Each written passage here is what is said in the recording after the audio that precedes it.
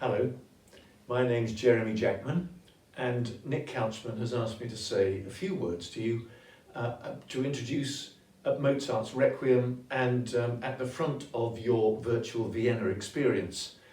I'm delighted that you're addressing such an important piece of music which has such a fascinating history.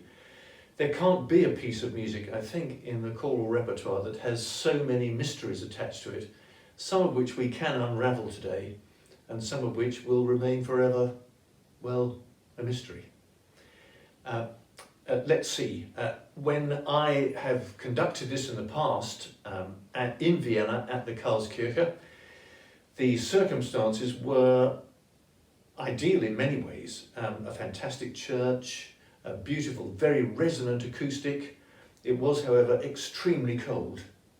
Well, your experience on this occasion will be slightly different, I think, because you'll be recording this in your spare bedroom or whatever in your house, so I'm afraid the acoustic won't be quite so resonant, but you are trading that for a much warmer atmosphere than the one in which we have sung this piece many times over the last 7 or 8 years.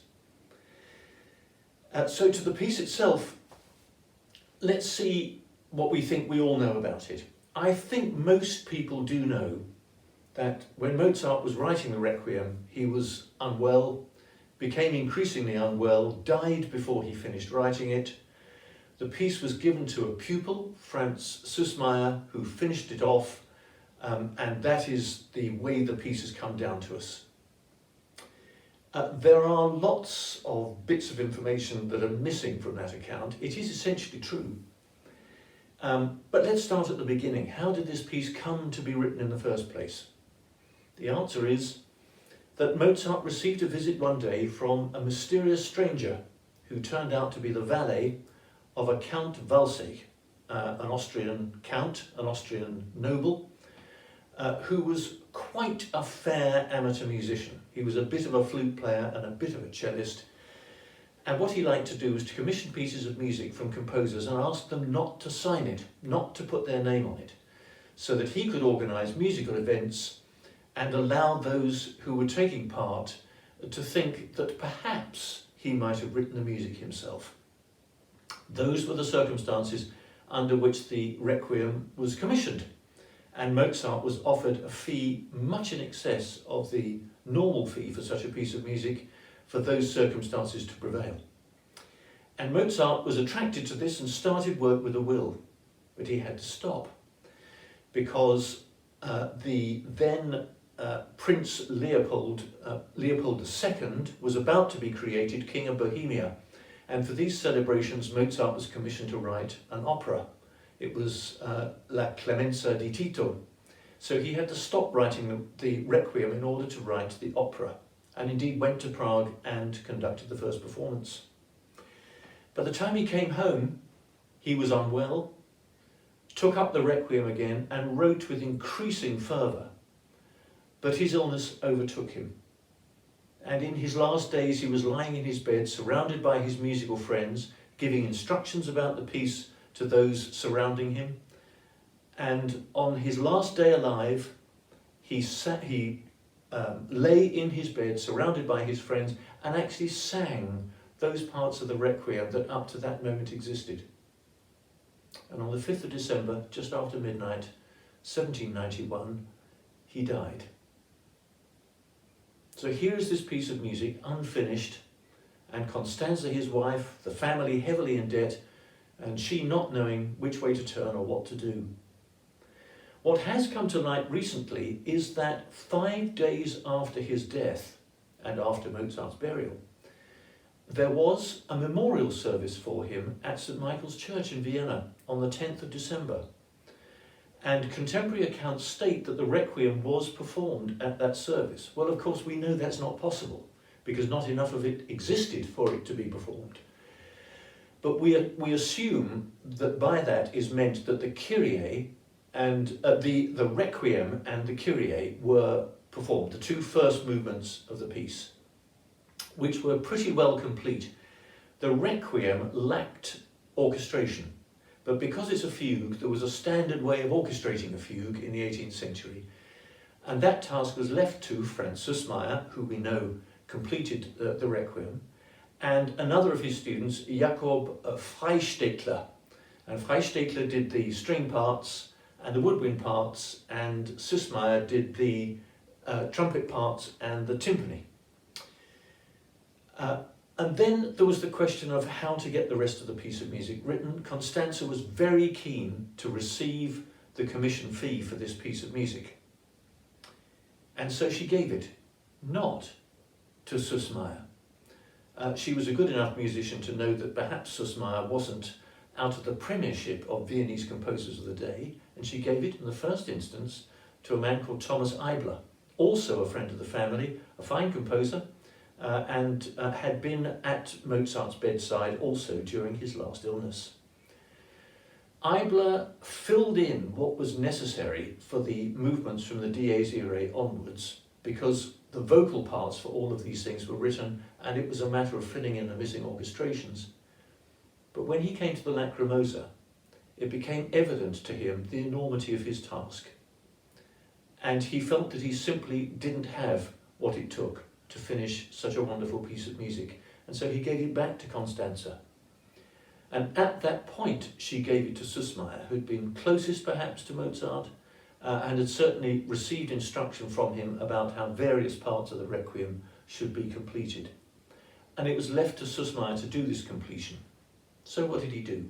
Well, the first thing he did was to hoover all of Eibler's additions out of the score, made his own completions of those movements, carried on with the piece of music, obeyed Mozart's instruction to use the music of the beginning of the Requiem to conclude it, and in that form he copied the whole thing out again, and thus it was presented to Count Walsegg in the spring of 1792.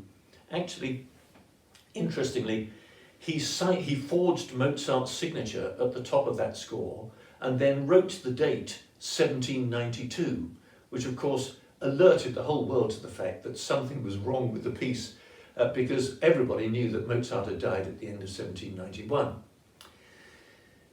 I could leave the story there in many ways. What that actually means, or appears to mean, is that an examination of the handwriting says that Sussmayer must have written unaided the Sanctus, the Benedictus and the Agnus Dei. I don't believe it. If you look at the music at the beginning of the Sanctus and listen to that, it's too good for Sussmayer to have written that unaided, and I suspect Mozart dictated that section to him. If you look at the beginning of the Agnus Dei, once again the quality of the music is of the sort that Sussmayer couldn't manage on his own. And I think that perhaps there was an earlier sketch that gave Sussmayer the idea of how to complete that section of the work. Sussmayer spent his life going around the world telling people that he alone had written the Benedictus, and I don't doubt it. But we do now know what I've suspected for a long time, and that is that he didn't write the melody for it. Because if you look at the homework book of one of Mozart's piano pupils, Barbara Ployer, you'll find that tune in her homework book. Mozart wrote that some years previously. But it is reasonable to assume that Sussmayer wrote the movement out, as it is reasonable to assume that he wrote the two fugues at the end of the Sanctus and the Benedictus, because the workmanship is frankly not great. So how do we go about performing this work today, knowing what we know? Most people still use this version of the piece, although it is possible these days to use more modern versions where 20th and 21st century editors have hoovered Sussmayer out of the score and written their own completions. The trouble, if there is a trouble with these completions, is that these editors, of course, were living in our own times. And it's very difficult to remove 250 years worth of music from your mind when attempting to write music by Mozart. At least the Mozart and Sussmayer version of the piece has the authenticity of being a truly 18th century work. But there are difficulties, and I'll mention one. In the tuba mirum, the score shows that the trombone solo should play throughout the movement, accompanying the bass soloist, then the tenor, then the alto, then the soprano, and finally all four of them singing in quartet. There is a line left vacant in the score for this to happen. But Mozart only wrote the trombone part as far as the end of the bass solo. When Süssmayr took possession of the score, he attempted to extend this solo at least over the tenor soloist's work. But actually it's not brilliant writing. And when he got to the end of the tenor solo, he simply put a double bar line in and didn't write any more.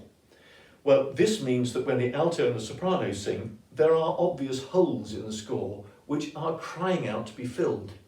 And as a conductor, I must tell you that every time I've performed the work in this version, that has worried me more and more. And eventually, some years ago, I decided to do something about it. So I got in touch with St. Peter and asked if I might have a Zoom meeting with Mozart, and he agreed. When I'd set the machinery up, Mozart appeared on the screen, but he was obviously in a hurry. "You've interrupted a rehearsal," he told me. "I'm conducting the Celestial Orchestra, and by the way, von Karajan is playing timpani, and I'm giving him a very hard time." But he did give me enough time to explain what it was that he intended to write at that point. "I can't understand why you're getting in touch with me, dear boy," he said. "It's really quite simple. I'm sure you could have worked this out for yourself." Nevertheless, he did tell me what it was that he intended to write, and then he went back to his rehearsal. So in your performance of this for Virtual Vienna, when it comes to the tuba mirum movement, you will hear the trombone playing from beginning to end of the movement. And that much of that story is true. And if you believe the rest of it, then you'll believe anything. And on that note, I shall leave you to your labours over the Mozart Requiem. Enjoy your rehearsals, enjoy the performance, and I look forward to hearing just what it is you've managed to do.